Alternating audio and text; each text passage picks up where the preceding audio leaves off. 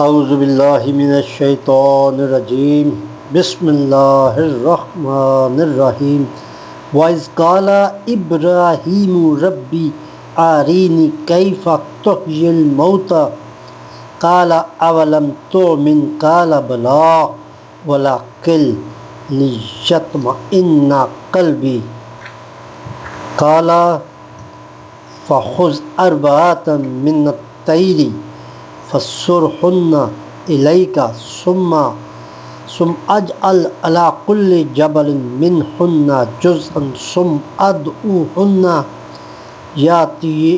يَأْتِينَكَ سَعْيًا وَاعْلَمْ أَنَّ اللَّهَ عَزِيزٌ حَكِيمٌ۔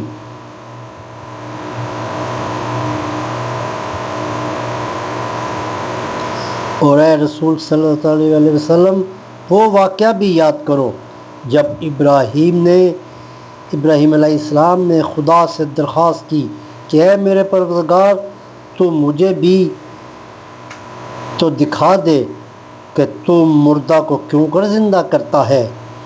خدا نے فرمایا کیا تمہیں اس کا یقین نہیں؟ ابراہیم علیہ السلام نے عرض کی کیوں نہیں؟ یقین تو ہے مگر آنکھ سے دیکھنا اس لیے چاہتا ہوں کہ میرے دل کو پورا اطمینان ہو جائے۔